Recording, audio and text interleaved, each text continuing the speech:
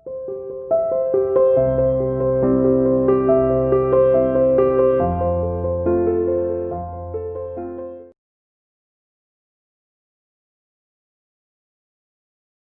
To online class of CR international school.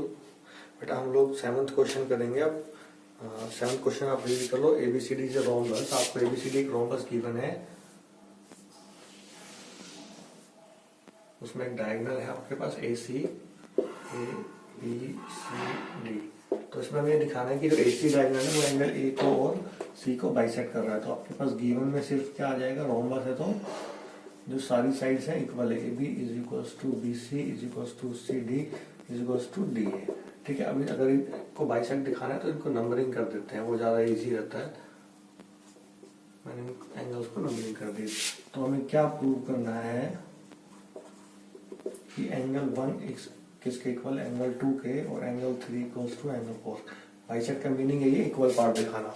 अब angles को bisect कर रहा है मतलब एंगल को इक्वल पार्ट में दिखाना है। 1 2 के इक्वल है, 3 4।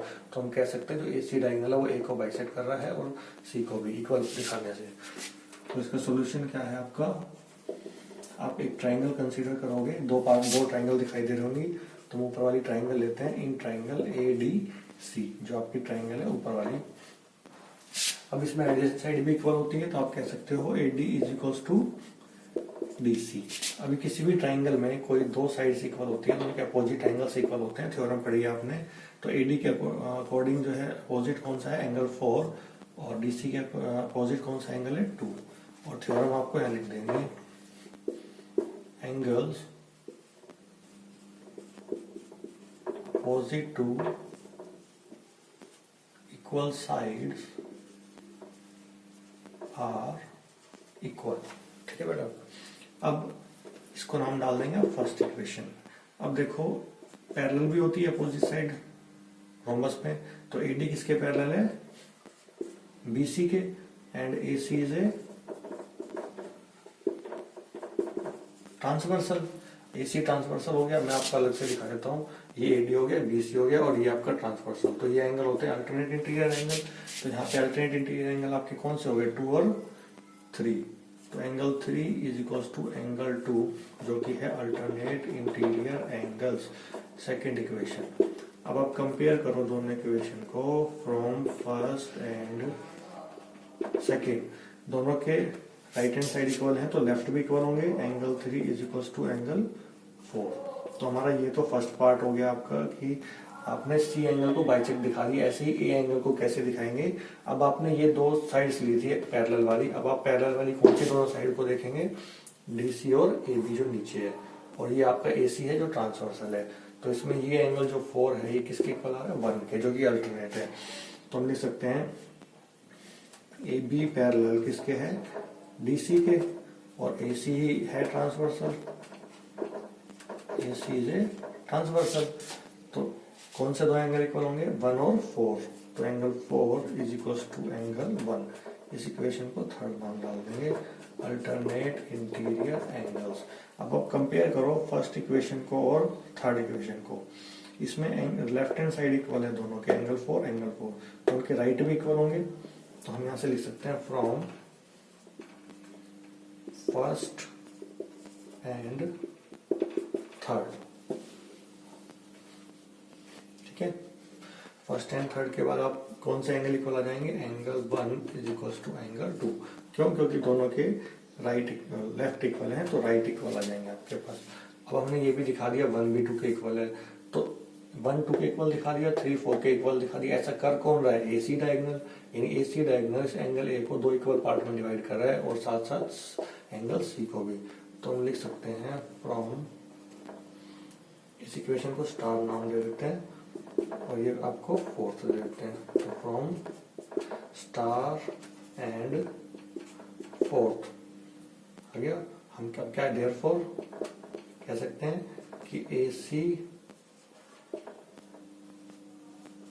Bisects angle A and angle C. यानी ए सी जो है ए को भी बाइसेक्ट कर रहा है और सी को भी बाइसेक्ट कर रहा है। अब आपका इसका सेकंड जो पार्ट है आपको दिखाना है, जो बीडी डायगोनल होगा वो किसको बाइसेक्ट कर रहा है, एंगल बी को और डी को।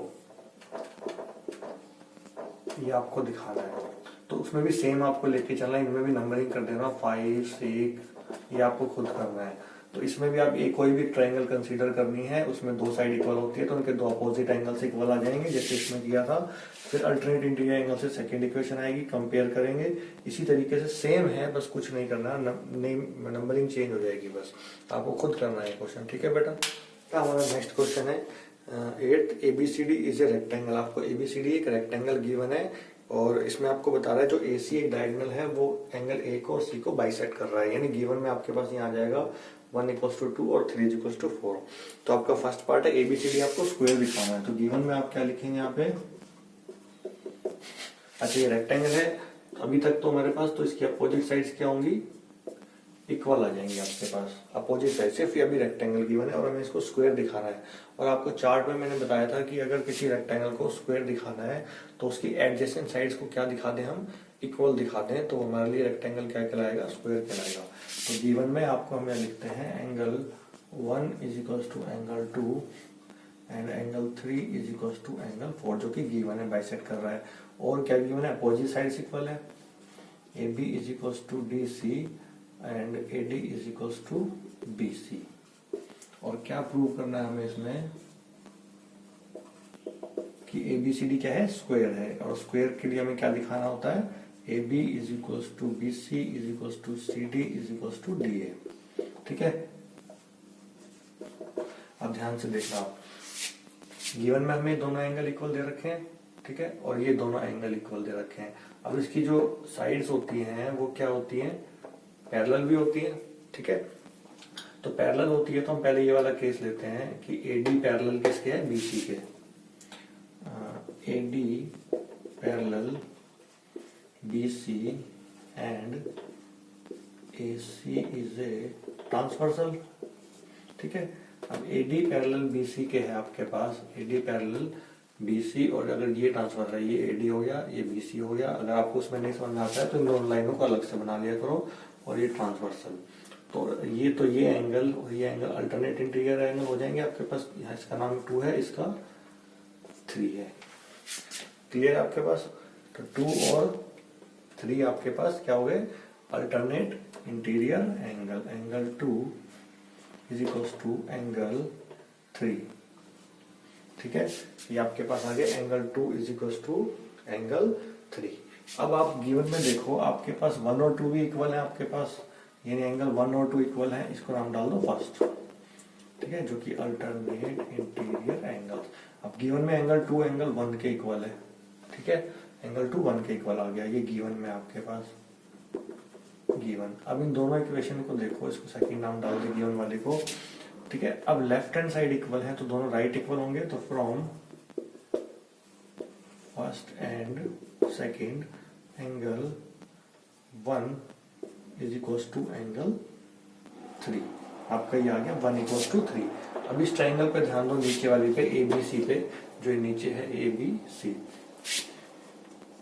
इन ट्राइंगल, ये थर्ड नाम डाल देते हैं इसको, इन ट्राइंगल ABC, इसमें क्या है, एंगल 1 किसके इक्वल ले आए थे हम, 3 के, फ्रॉम थर्ड। ठीक है, अब किसी ट्राइंगल में दो एंगल इक्वल होते हैं तो उनके दो अपोजिट साइड्स भी इक्वल होती हैं। तो 1 के अपोजिट कौन सी साइड है, BC, और 3 के अपोजिट कौन सी साइड है आपकी, AB। इसके अपोजिट ये है AB। ठीक है, तो इसको आप नाम डाल देंगे 4। तो BC = AB आ गया। ठीक है, अब आपको ये पता है कि आपको इस पे एडजेसेंट साइड्स इक्वल आ गई। अभी सिमिलरली लिखना है आपको, और दोबारा से नहीं करना वही काम। सिमिलरली अगर आप क्या ला सकते हो, 1 और 3 इक्वल लिया है तो सिमिलरली 2 और 4 इक्वल आ जाएंगे। या सिमिलरली आप सीधा लिख सकते हो कि AB = BC आया तो आप सीधा लिख सकते हो AD = DC। AD जो है, अगर आप ये अभी अपने 1 और 3 इक्वल दिखाएं, ऐसे 2 और 4 भी इक्वल ला सकते हो, बिल्कुल सेम इसी मेथड से। तो सिमिलरली लिख लेना है आपको। तो AD = DC आ जाएगा आपके पास। अब आपने यहाँ से ये दो एडजेसेंट साइड इक्वल दिखा दिए, ये दो एडजेसेंट साइड। अब जब किसी भी रेक्टेंगल में आप एडजेसेंट साइड्स को इक्वल दिखा देते हो तो वो आपके लिए क्या बन जाता है, स्क्वायर। अब इसको आप 5th नाम डाल देंगे। अब अपोजिट तो पहले से इक्वल है, तो एडजेसेंट आप इक्वल ले आए, तो फ्रॉम फोर्थ एंड फिफ्थ हम कह सकते हैं कि A B is equals to B C is equals to C D is equals to D A, यानी चारों साइड आपकी इक्वल आ गई है। तो therefore A B C D हमारे लिए क्या बन गया, इज ए स्क्वायर। ABCD से स्क्वायर। अपोजिट तो पहले ही इक्वल थी आपके पास, जो रेक्टेंगल गिवन था, और एडजेसेंट आपने इक्वल दिखा दी है, तो यहाँ से आपके पास ये ABCD क्या बन गया, स्क्वायर। रेक्टेंगल से स्क्वायर बन गया उसके एडजेसेंट साइड्स को इक्वल दिखाकर। ठीक है बेटा।